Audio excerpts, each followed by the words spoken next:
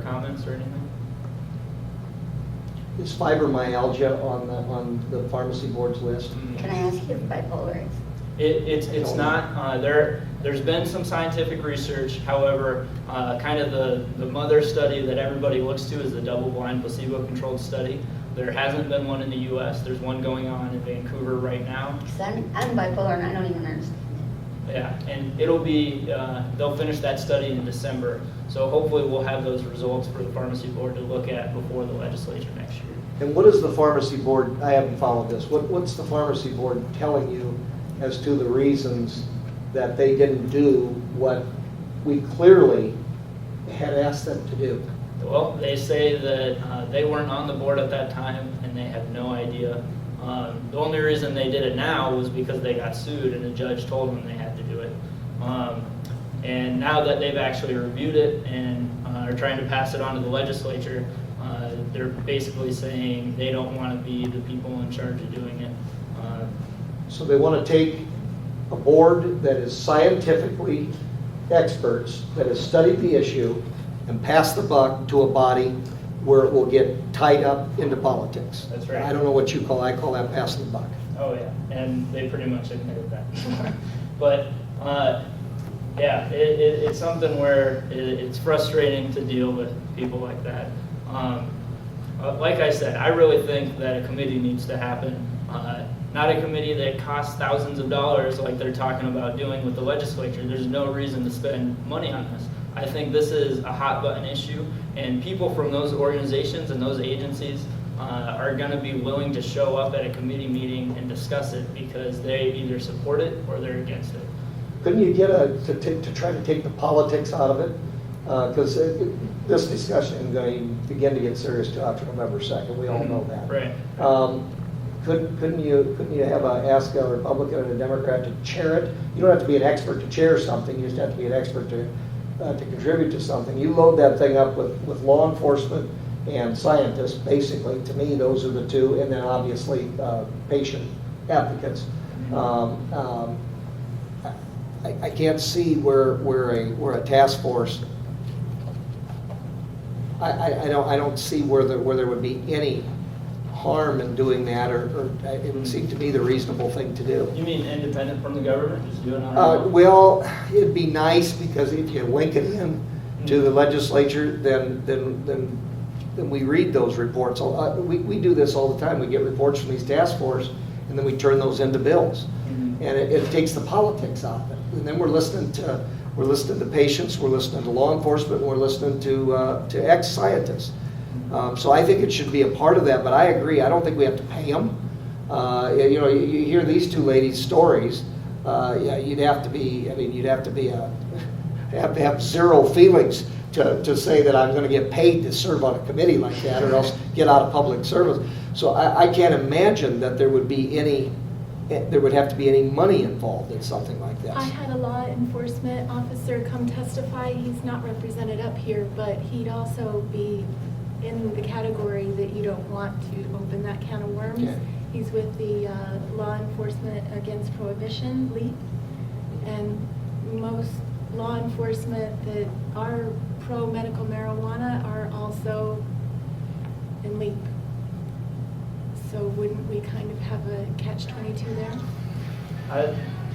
We really need to keep it a separate issue. It's something where if marijuana was legalized, it's not going to be through a medical marijuana bill, and it's not something that's going to happen in Iowa in the next decade.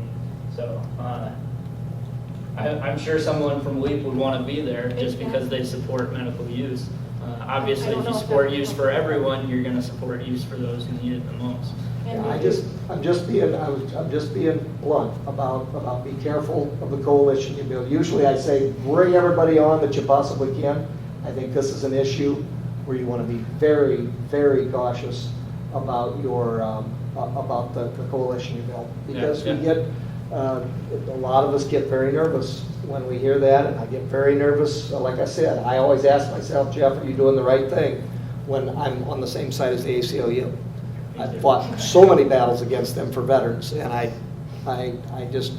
don't have a lot of respect for the organization. I'm just going to say that. So. Yep. That's just me. I'm just talking for me now.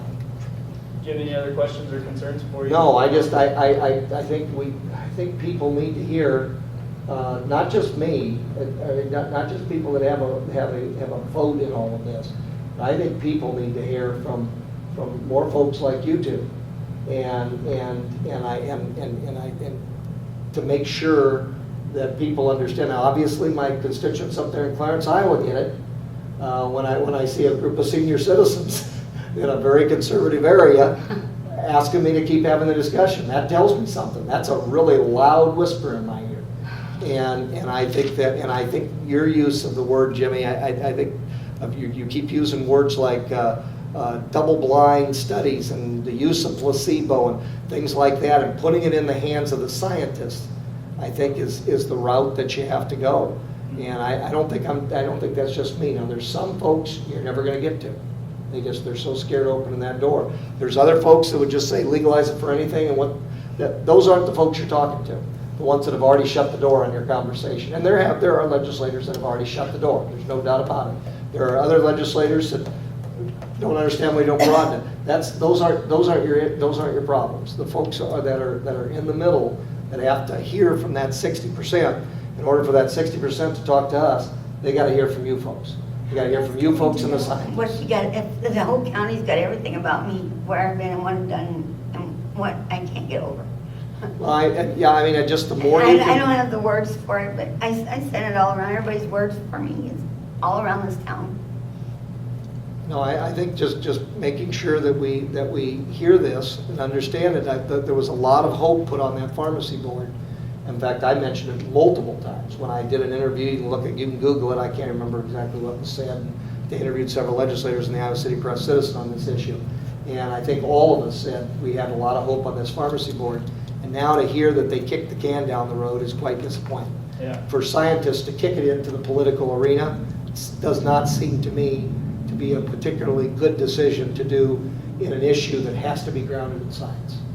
But that's what's happened, so then we have to deal with that. Do you have a strategy how these ladies could get their voice across to the people that need to hear it? No Well, more words, I'm tired. you've come here. It's obviously it had to have caused you some pain to come here. You're talking to a legislator. You're talking to a candidate for the legislature. You're talking to the Muscatine Journal's here. I mean, given what you have to deal with every day, I can't look you in the eye and tell you if I felt like you did that I had to climb those stairs to come up there. So I already think that you're doing what you need to do, and I think at some point you have to rely on, you have to hope that people will do the right thing, and regardless of where people stand on this, and I haven't committed one way or the other, except to continue to have the discussion. And I, for the life of me, don't understand why you would be afraid to have a discussion if you're dealing with alleviating human suffering. I mean, there shouldn't be any sacred cows if there's any chance that that somebody could be helped. And I think you need to contact. You've got other legislators in the area, and I really think right now the good strategy is to ask them to continue to have the discussion, because the worst thing that can happen to you is to shut the door, immediately. With the pharmacy board kicking this down the road, there is a chance that the discussion could end, because politicians typically like things like this to go away, where no matter what you do, somebody's going to be mad at you. Politicians hate that, and they hate those.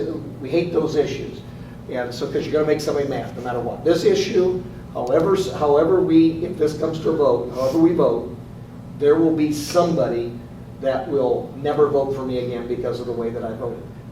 And so you've got to imprint in our mind how important this issue is for you to discuss it. And I think you're doing that. I have no words. I'm just a ball of emotions. I have no words more. I'm just tired. At what point in the poll numbers do you think it would really mean something for the politicians? Because it seems like 80% would mean something. Well, I don't know if this is one of those issues, to be quite frank. I don't know if this is one of those issues where we're watching the polls. Because if I'm hearing this in Clarence, Iowa, others have to be hearing it across the board. I think here you're going into perhaps even trickier ground.